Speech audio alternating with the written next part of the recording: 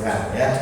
Dan terima kasih untuk tim PAW yang sudah memimpin kita dalam puji-pujian. Dan hari ini minggu terakhir kita membahas tentang pernikahan ya. Jadi kita membahas tentang pernikahan dan ini minggu yang terakhir. Minggu depan kita akan masuk ke bulan Desember dengan tema yang lain ya. Tetapi tentunya berkesinambungan ya. Dan hari ini kita bicara tentang pernikahan kekal ya. Menurut Bapak Ibu, apakah yang dimaksud dengan pernikahan kekal itu adalah pernikahan suami istri? Karena kita sempat bahas ya pernikahan suami istri, kita sempat bahas pernikahan Yesus dan jemaat ya, dan juga pernikahan anak domba. Jadi ada banyak konsep dalam pernikahan. Nah, apakah yang dimaksud dengan pernikahan kekal itu pernikahan suami istri? Saya rasa tidak. Ya, walaupun saya pernah bilang bahwa kalau suami istri ribut dan di dalam hati ketika saya tanya, kira-kira kalau nanti di surga mau ketemu lagi nggak sama pasangan? Ya, kalau dia bilang, oh masih mau ya, di surga saya tetap mau ketemu dia, oh berarti masih ada harapan ya. Tapi kalau cukup di dunia saja Pak ya, kalau bisa di surga nanti nggak ketemu ya. Kalau itu berarti sudah nggak ada harapan ya. Memang saya pernah sampaikan begitu. Tetapi pernikahan kekal tentu ini bicara bukan pernikahan suami istri. Kenapa? Matius 19 mengatakan bahwa apa yang disatukan oleh Tuhan tidak boleh diceraikan manusia ya. Jadi artinya itu ditafsirkan di dalam sebuah formula janji pernikahan.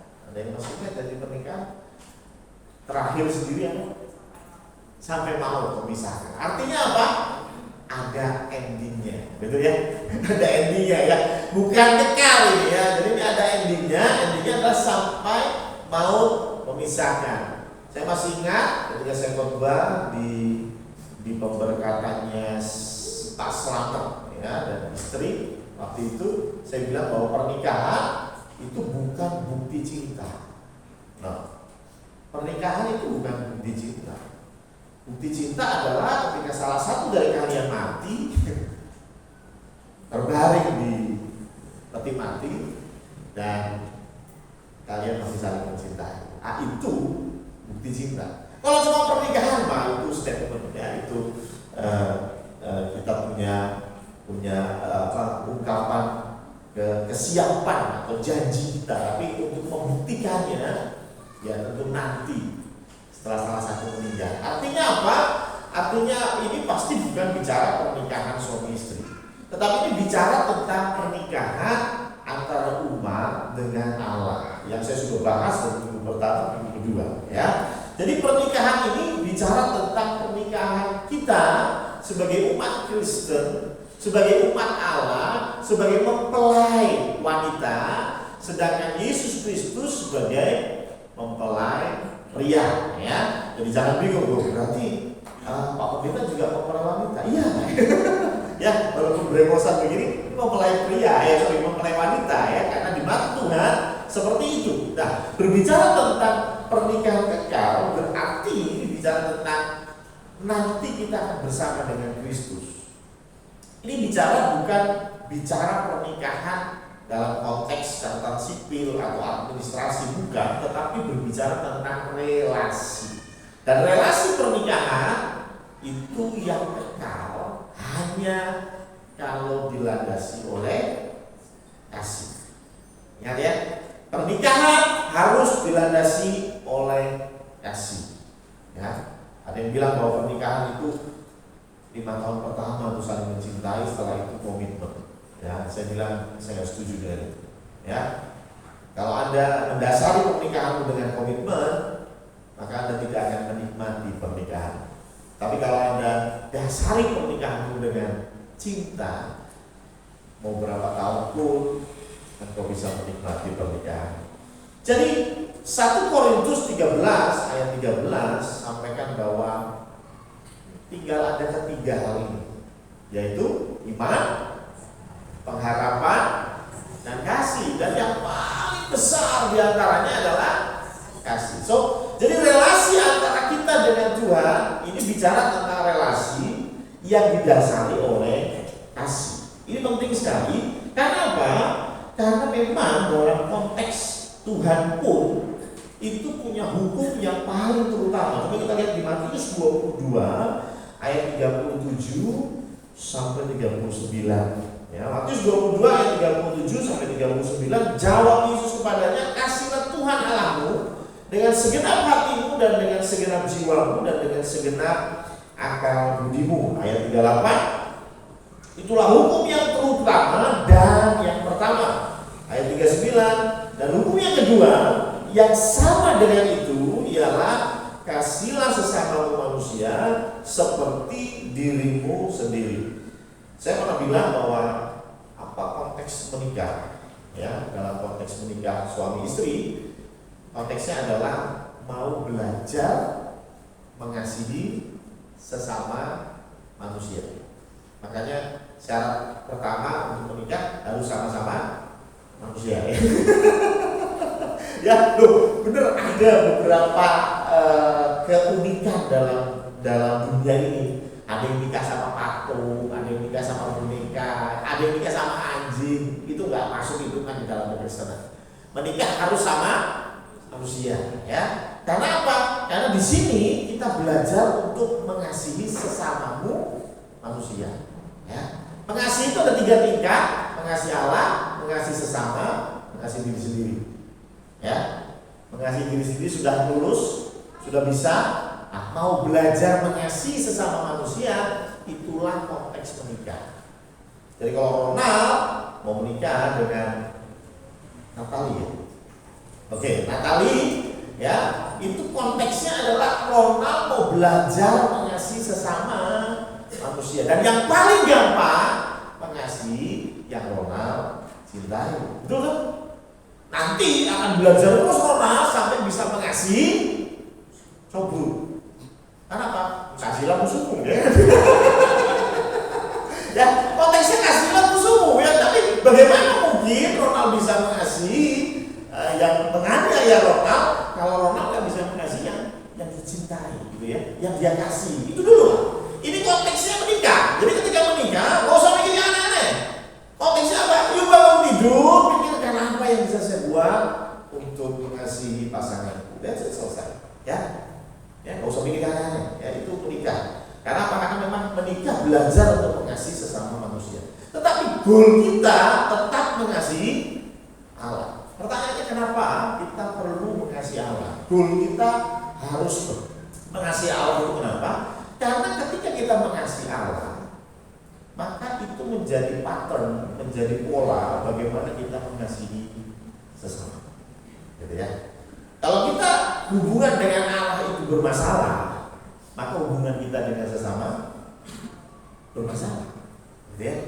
Kenapa bisa begitu? Jangan lupa kita ini dibuat segambar dan serupa dengan Allah.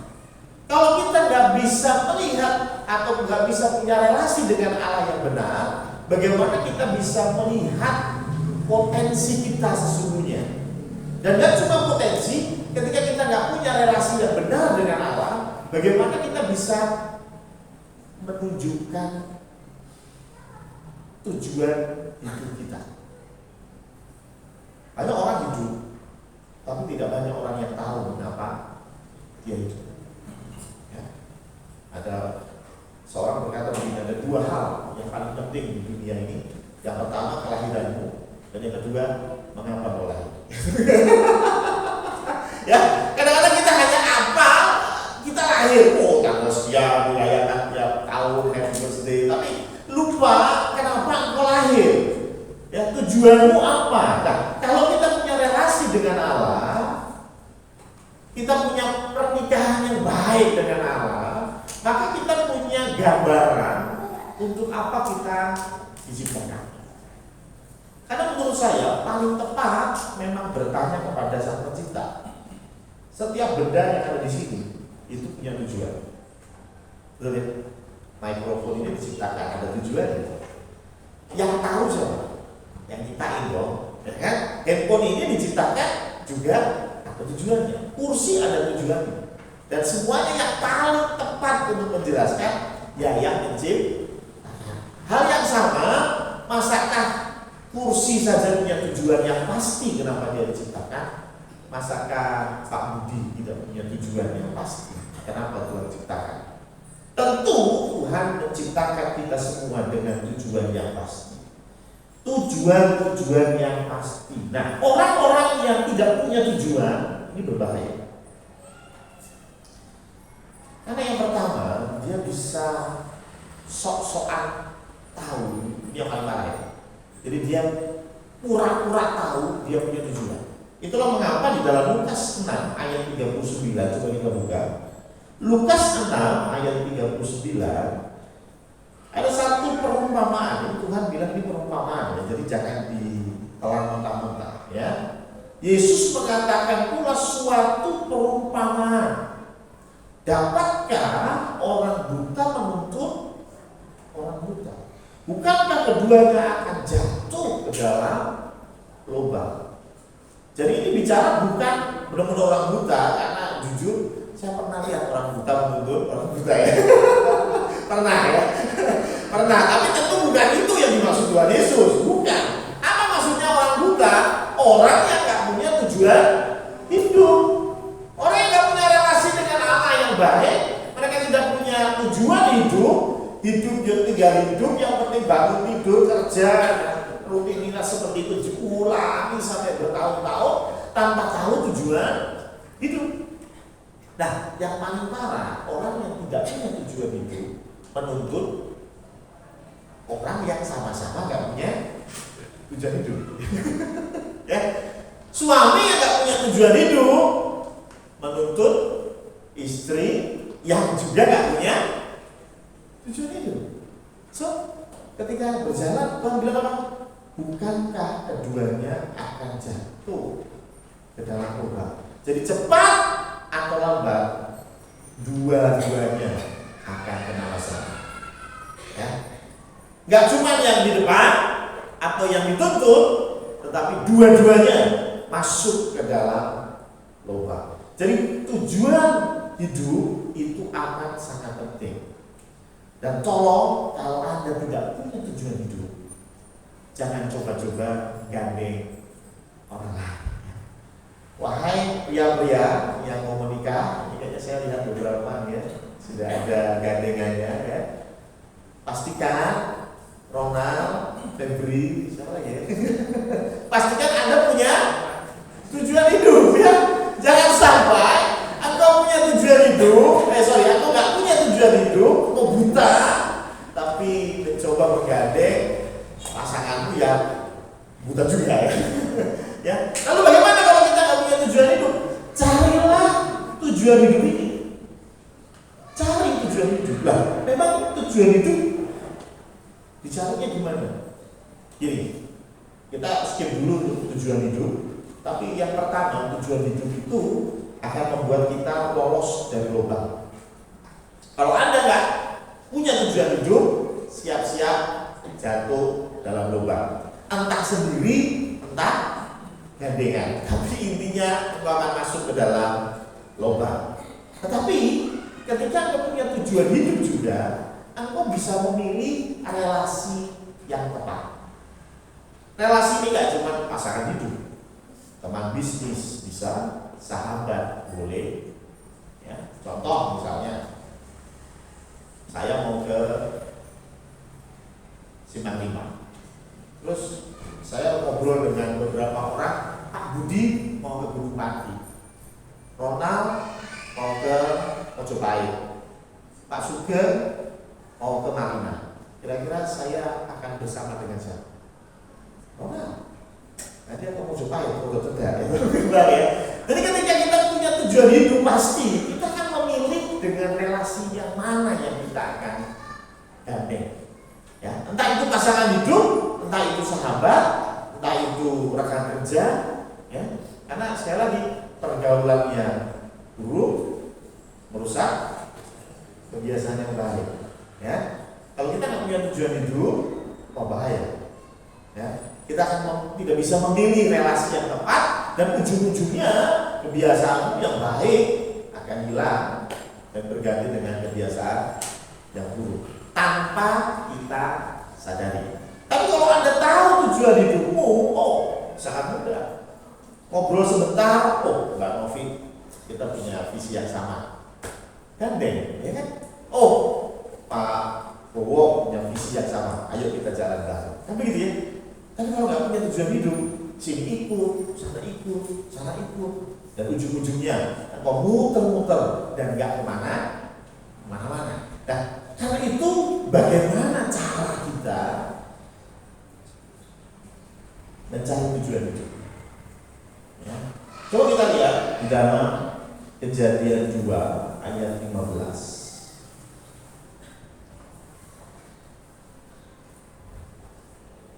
Sebetulnya Tuhan sudah punya purpose untuk kita, ada tujuan kita diciptakan.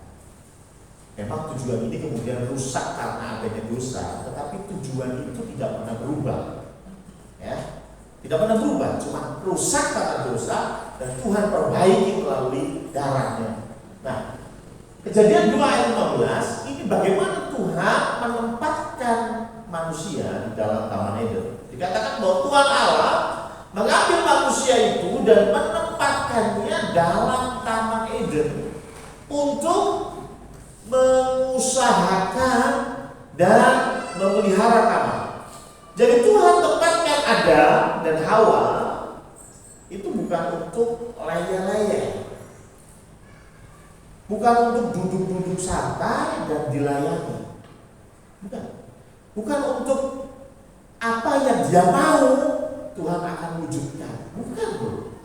Tuhan suruh mereka mengusahakan dan memelihara. Jadi artinya Tuhan itu ingin kita ini jadi berkat. Tuhan pengen kita memberi. Tuhan ingin kita berguna.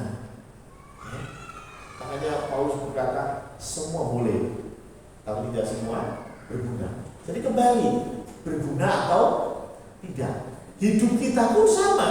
Sebetulnya Tuhan mendesain kita supaya kita berguna, supaya kita terlibat di dalam karyanya Allah. Makanya kalau Anda ada di sebuah tim panitia misalnya, Anda sudah daftar jadi panitia hari baru, tapi Anda gak dikasih kerjaan sama buku tua, ya, gak dikasih kerjaan sama buku tua. Jadi cuma jadi pupuk, wah gitu. Saya mau tanya, happy nggak?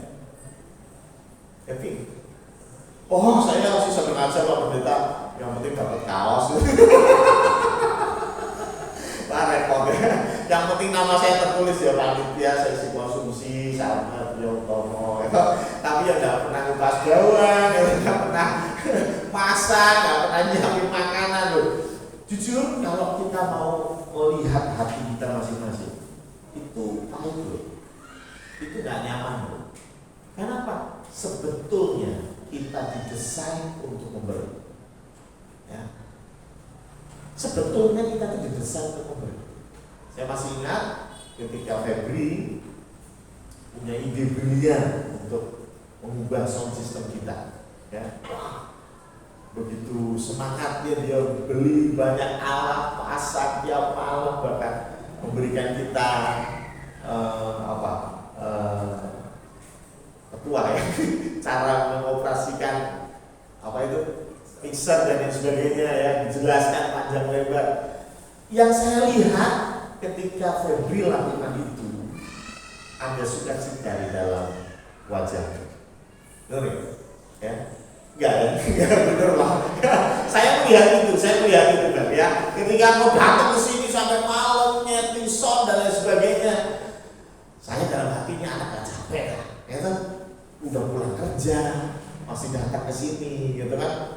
Udah gitu, maaf ya, banyak yang pro kontra juga ya, tapi Febri tetap lakukan itu dan saya melihat ada sukacita di wajahnya.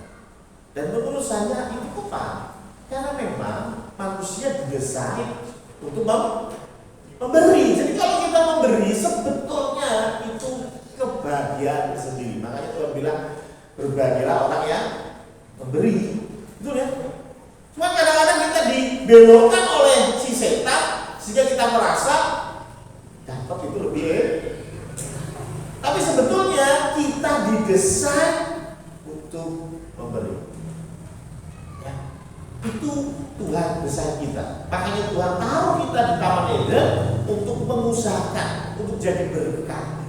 Cuma karena memang di Taman Eden belum ada manusia lain, maka tulisannya ya mengusahakan dan memelihara taman. Tapi kalau kita lihat perintah Tuhan Yesus sama, tapi sedikit berbeda. Yaitu coba kita lihat di Matius 5 ayat 13 sampai 14. Matius 5 ayat 13-14. Kamu adalah garam dunia.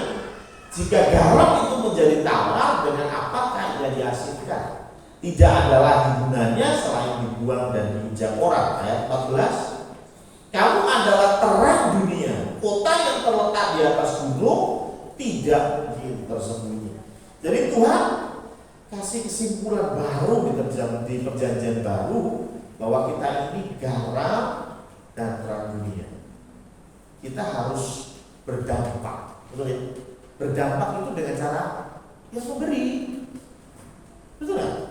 Bagaimana kau bisa berdampak kalau kau hanya minta? Ya? Ketika datang ke gereja minta, ketika datang ke persekutuan RT atau perkumpulan RT hanya minta. Yang penting saya dapat BLT. Yang penting saya dapat bantuan beras. Yang penting saya, apakah Anda akan berdampak bagi lingkunganmu? Tidak. Dan apakah ada kebahagiaan di dalam hidup? Saya percaya tidak. Karena sekali lagi manusia didesain untuk memberi. Ya.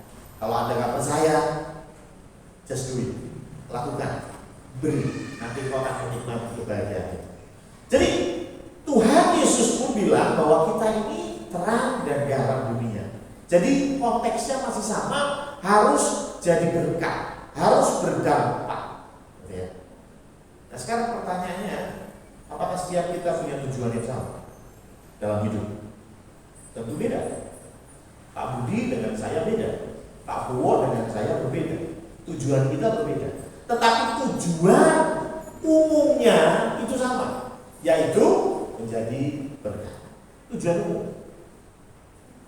Sekarang bagaimana kita mencari tahu tujuan khusus kita? Setiap kita berbeda-beda. Coba kita lihat lanjutan dari Matius 5 ayat 14, yaitu ayat 15. Lagi pula orang tidak menyalakan pelita lalu meletakkannya di bawah ganta, melainkan di atas kaki dia sehingga menerangi semua orang di dalam rumah itu. Ayat 16. Demikianlah hendaknya terangmu bercahaya di depan orang, supaya mereka melihat perbuatanmu yang baik dan memuliakan Bapamu yang di surga. Jadi bagaimana kita mengetahui tujuan khusus kita? Setiap orang punya tujuan khusus. Yang pertama, Tuhan bilang, kalau kita bercahaya, pasti ditaruh di kaki dia. Jadi, kalau engkau memberi di tempat yang tepat, engkau menjadi berkat di tempat yang tepat, maka Tuhan akan bawa engkau semakin jadi berkat. Gitu ya. Dan jadi berkatnya akan semakin luas. Ya. Kalau kau ditempatkan di dalam kepanitiaan seksi perlengkapan, gitu. Ternyata jadi berkat, gitu ya. Ternyata jadi berkat, maka Tuhan akan tempatkan kau lebih lagi, supaya apa? Berkatnya semakin luas dinikmati orang banyak. Gitu ya. Konteksnya tadi, cahaya tidak akan ditaruh di bawah gantang, tapi ditaruh di kaki dia. Dan yang kedua, supaya mereka melihat perbuatanmu yang baik dan memuliakan Bapakmu yang di surga. Apakah dengan kita menjadi berkat, yang dimuliakan itu siapa? Ini penting. Kalau yang dimuliakan itu bukan Bapa di surga, berarti itu bukan tujuan khusus. Ya. Ada orang yang menjadi berkat luar biasa, tetapi yang ditinggikan dan dimuliakan adalah PT Maju Mundur ya, karena CSR ya. Ya CSR jadi, wah yang dimuliakan adalah PT-nya, ya, yang dimuliakan adalah perusahaannya. Ada orang yang berikan banyak bantuan karena ya tolong 2024 pilih saya ya. Betul ya? Ya. Berarti apakah itu tujuan? Saya pikir tidak. Ya. Karena firman Tuhan bilang bahwa ketika kita menemukan tujuan khusus kita, yang pertama Tuhan akan bawa kita semakin naik. Tuhan akan bawa kita semakin tinggi supaya semakin banyak orang menikmati berkat dari kita. Jangan salah. Jangan dipikir kalau kita semakin tinggi berarti berkat semakin datang. Keliru loh. Tuhan bilang apa? Cahaya itu ditaruh di kaki dia bukan supaya dia dapat banyak, tapi supaya dia dapat memberi lebih banyak. Kenapa nggak ditaruh di bawah gantak? Oh, di bawah gantak yang menikmati sedikit. Makanya Tuhan taruh di kaki dia supaya yang menikmati banyak. Jadi ketika kita semakin tinggi, jangan konsepnya tapi kalau Tuhan bawa saya semakin tinggi, gaji saya semakin besar. Gitu kan? Kalau Tuhan bawa saya semakin tinggi, berarti dulunya manajer sekarang jadi direktur. Begitu? Bukan. Konsep Tuhan, semakin kau tinggi, artinya semakin kau berdampak. Semakin kau tinggi, semakin kau jadi berkat. Lihat. Dan yang kedua, semua itu untuk memuliakan Bapakmu yang di surga. Jangan curi kemuliaan Tuhan. Ya, jangan curi kemuliaan Tuhan. Ketika kita menjadi berkat bagi banyak orang, tekankan pada dirimu ini untuk kemuliaan Tuhan. Tadi ketika saya duduk di situ, lagi badal ya. WA masuk. Anda tahu WA dari mana? Dari Bu Hati. Apa WA-nya? Bu Hati share di grup Condro. Ada yang sudah buka? Nanti gak ikut latihan dulu, ngecek WA. Saya juga kok tuh Bu Hati kok share-nya kok pas ibadah gitu ya. Tapi ini kembali menguatkan saya karena saya mau berbicara tentang apa? Menjadi berkat. Apa jadi itu? Kalau saya lihat ini yang di-sharing sama Bu Hati, sudah ada yang kedua, sudah ada yang ketiga ya. Ini saya baru buka ya. Panitia memberikan kesempatan untuk janji iman. Ini kesempatan untuk menjadi berkat. Bagaimana kita menguji tujuan khusus kita? Cobalah dalam segala bidang. Saya pernah ditanya, Pak, bagaimana caranya kita tahu ada di ladang pelayanan yang tepat? Ya gampang, coba aja dulu. Jadi asal, jadi doa syafaat, pemain musik kalau bisa, nyanyi, bawakan firman. Nanti lama-lama kita akan ketemu di mana kita pas. Ngerti ya? Kalau kita nggak pernah coba, bagaimana kita tahu talenta kita pelayanan di mana? Nggak mungkin bisa. Cuma bayangin, kayaknya saya jadi WL, jadi berkat. Ya belum pernah jadi WL kok. Coba dulu. Ya, coba dulu. Jadi WL, coba ikut panitiaan, coba. Saya nggak bilang pasti Anda cocok, enggak. Bisa jadi ketika Anda jadi WL, itu WL-nya belum sarapan ya. Ya, nggak apa-apa, tapi kan Anda sudah mencoba. Ya, ketika Anda coba, Anda jadi bisa ambil kesimpulan, oh ternyata ladang pelayanan saya bukan di WL. It's okay gitu, nggak harus jadi WL juga, gitu kan? Ketika jadi pemain musik yang tadinya kuncinya benar, ketika Anda main musik jadi nggak benar, gitu kan? Something wrong with you, gitu ya. Maka dari itu ya udah cari ladang pelayanan lain. Tapi intinya cobalah. Hal yang sama ketika engkau menjadi garam dan terang dunia. Pak, gimana caranya kita tahu kita ada di tempat yang tepat? Ya coba. Ya, coba dulu. Ya kalau nggak coba bagaimana? Dan coba yang paling gampang, paling easy, gampang sekali adalah cobalah di dalam lingkup keluarga. Dalam lingkup keluarga, jadilah terang dan jadilah garam di situ. Oh, berarti bisa nggak cocok Pak Pendeta? Bukan nggak cocok, tapi belum ketemu caranya. Betul? Ada orang tua yang pengennya jadi berkat, tapi bagi anak-anak orang tua itu seperti terlalu cerewet, terlalu ngatur dan sebagainya. Nah ini kan tinggal perlu hikmah, ya toh. Tetapi coba dulu bagaimana anda tahu ada di ladang yang tepat, di posisi yang tepat. Kalau anda nggak coba.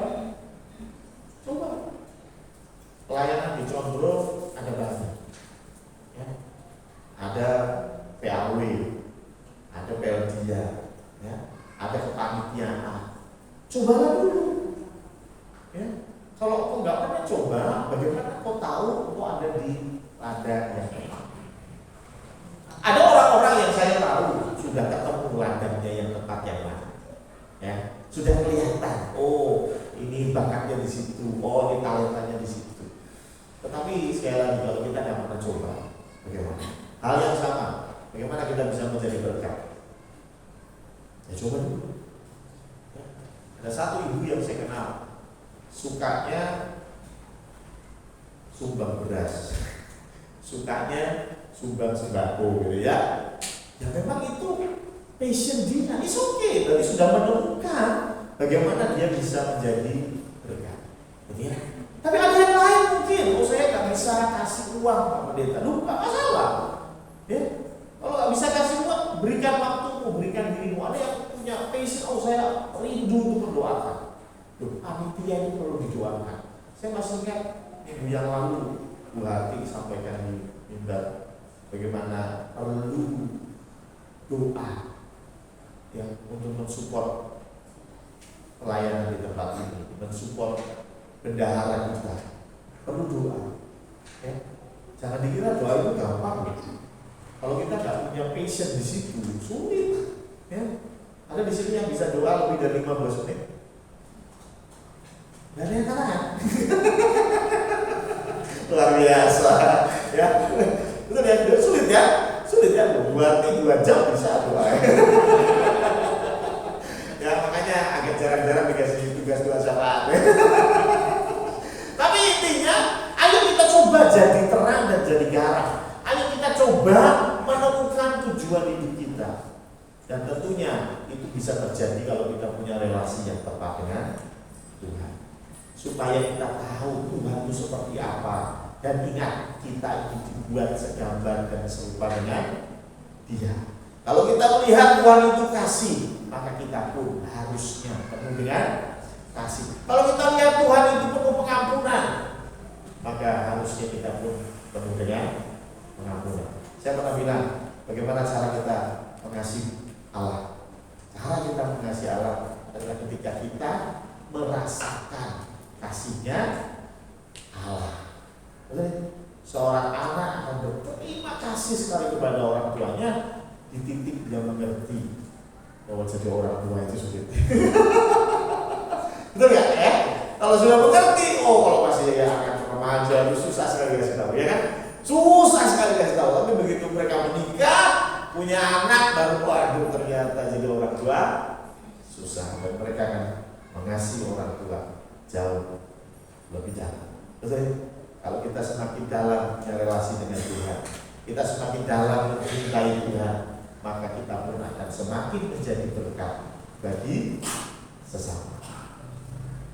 Relasi kita dengan Tuhan akan bisa dinikmati oleh sesama kita, terutama pasangan hidup, terutama anak-anakmu, terutama lingkup dekat. Tuhan memberkati. Mari kita tutup di dalam doa.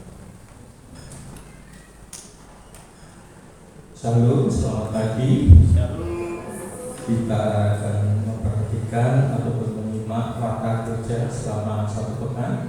Pertama-tama saya ucapkan terima kasih kepada Pendeta Samuel Priutomo yang sudah membagi berkat buat kita pada pagi hari ini melalui firman Allah yang mengingatkan kepada kita semuanya tentang pernikahan, ya saudara. Jadi tadi disampaikan ada landasan dasar yang kuat di dalam pernikahan, yaitu yang pertama adalah apa saudara? Cinta, saudara. Jadi tidak mungkin pernikahan itu bisa dibangun kalau tidak ada landasan cinta, kasih, saudara. Tidak mungkin Febri dekat dengan Chris kalau nggak ada landasan cinta. Tidak mungkin Rona mendekati Natali yang hendak membangun sebuah komitmen kalau tidak ada cinta. Kalau cinta sudah terbangun, baru ada namanya pernikahan, saudara. Jadi kalau sudah ada pernikahan, yang kedua adalah unsurnya, dasarnya, landasannya adalah apa? Setia. Seperti pujian tadi dikatakan, ku tetap cinta, ku tetap setia. Bagi Aldo dan Indah yang sudah menikah, tentu yang menjadi landasan mereka berdua adalah setia. Sudah cinta tetapi terus setia. Lantas bagaimana dengan kita yang sudah menikah 10 tahun, 20 tahun, 30 tahun, lebih seperti saya?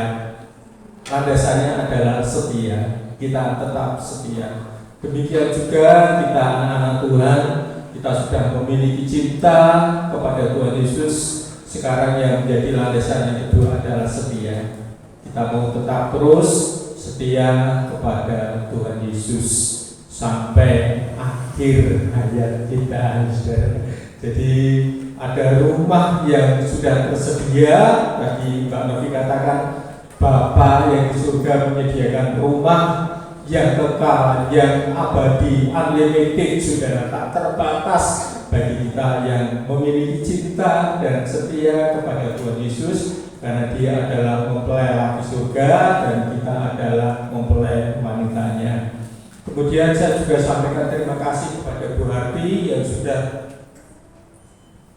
menyampaikan doa pada pagi hari ini. Ternyata saya hitung 7 menit 12 detik, saudara. Jadi khotbah Pak Yoyo itu kurang tepat, saudara. Tadi dikatakan 2 jam, saudara. Ternyata saya hitung dengan jam saya 7 menit 12 detik, saudara. Puji nama Tuhan. Terima kasih Bu Harti dan Pak Yoyo. Sekarang baiklah kita akan menyimak warta gereja kita selama 1 pekan.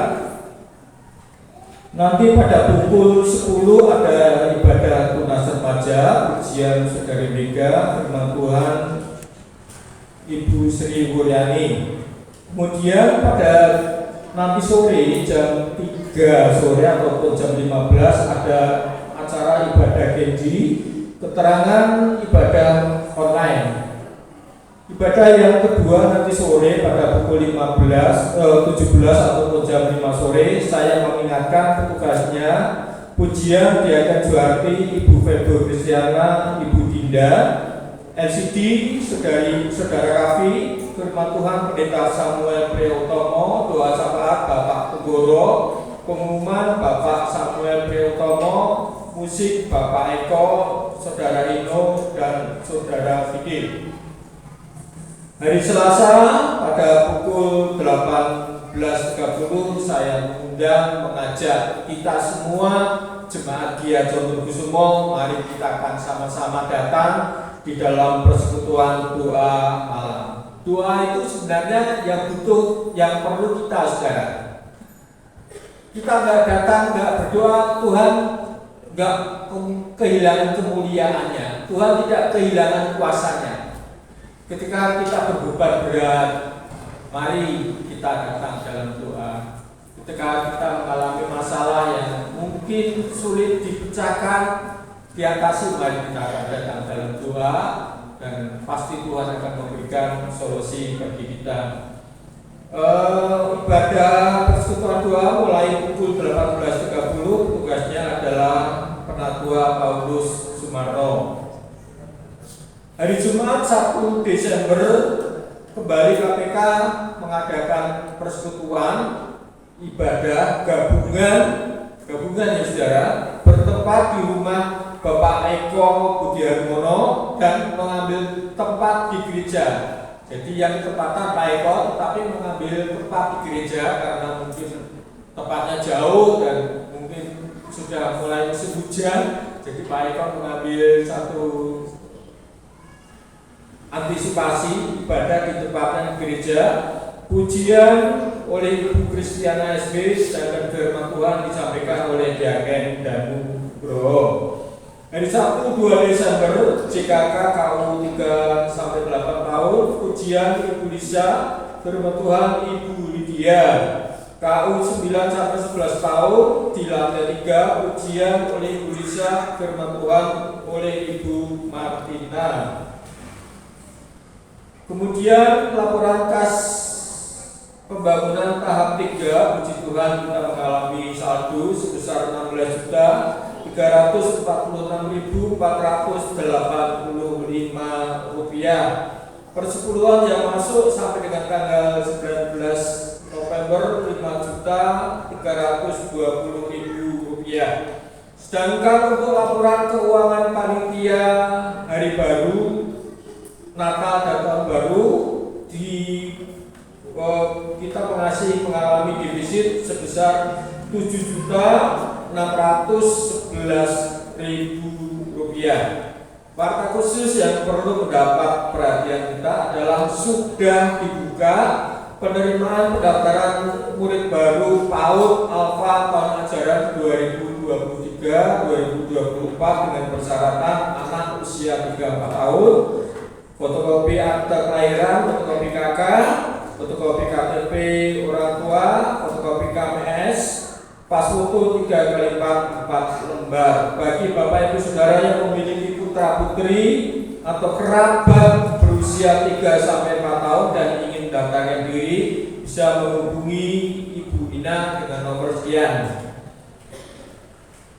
Kemudian himbauan bagi Bapak Ibu yang menggunakan ruang kelas PAUD selama ibadah, mohon untuk membersihkan dan mengembalikan mainan pada tempatnya. Demikian pengumuman atau warta gereja kita selama 1 pekan. Selamat pagi dan Tuhan Yesus memberkati. Wah, ya ternyata Pak Marno sampai ngitung 7 menit. Luar biasa ya. Kita sudah di penghujung ibadah kita. Kita akan tutup di dalam doa. Mari saya undang tim PAW maju ke depan dan kita semua bisa berdiri.